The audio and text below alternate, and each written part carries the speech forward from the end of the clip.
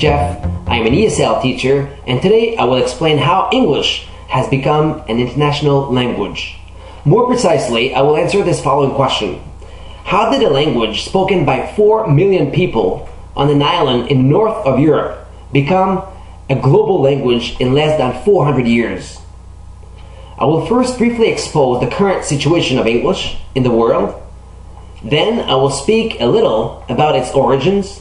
And finally, I will explain how it went from a marginal language status to the world's #1 language in so little time. What does it take for a language to become global?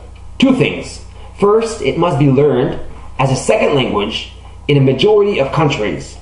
And second, it has to be used as a common language in some important domains in the world, such as commerce, science, and culture. English indisputably fulfills these 2 conditions. Let's check out some stats.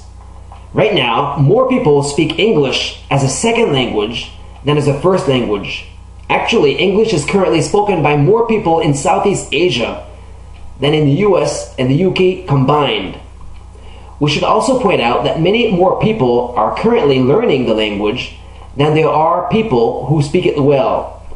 So the situation is not about to change. According to the British Council, in the world right now, 1/3 of the books are published in English, 2/3 of scientists read English, and 80% of electronic communication is done in English. Moreover, English is the common language of several international domains, such as science, business, popular culture, international diplomacy, and aviation. During my trips in the last 15 years, I was able to measure this stunning progress myself. By the way, in the world's history, other languages also qualified as global languages, such as Latin and Greek, and to a lesser extent, French, Spanish, and Arabic, but none of them ever reached the dominance English is currently enjoying. Now, let's review briefly the origins of English.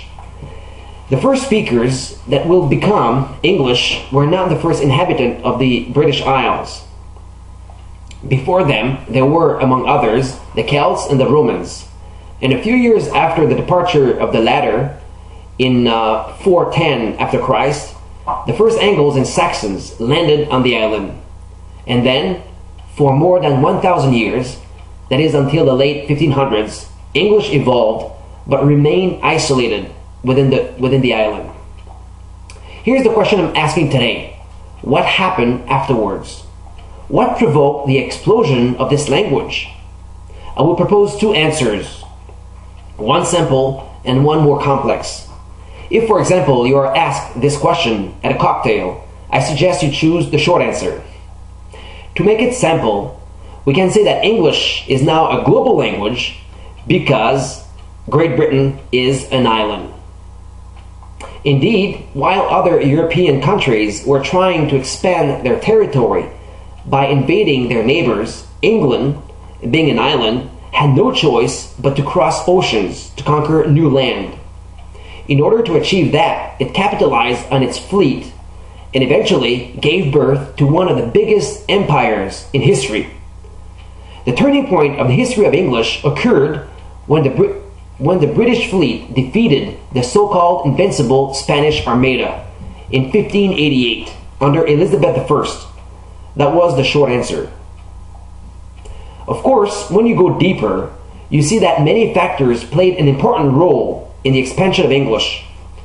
First, as I just mentioned, there is the British Empire, which was the largest empire and the first global power in history.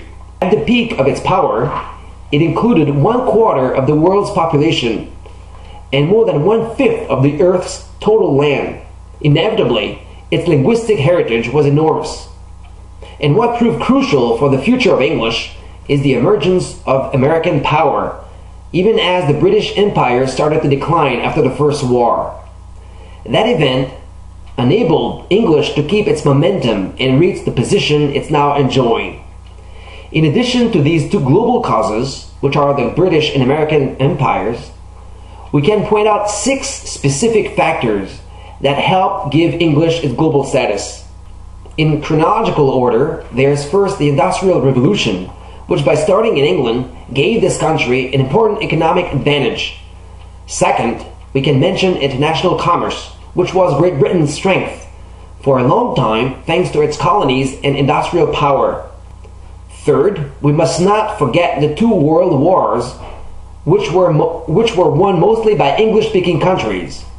After the Second War, the Marshall Plan particularly gave English a boost in Europe. Next, in recent history, two major events made English spread even faster.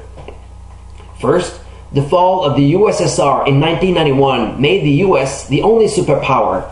And second, the dazzling growth of information technology since the mid-90s has turned English into everybody's second language on the web. Finally, we must also point out the amazing power of attraction English-speaking popular culture has internationally. In conclusion, we can see that the history of English is a real success story.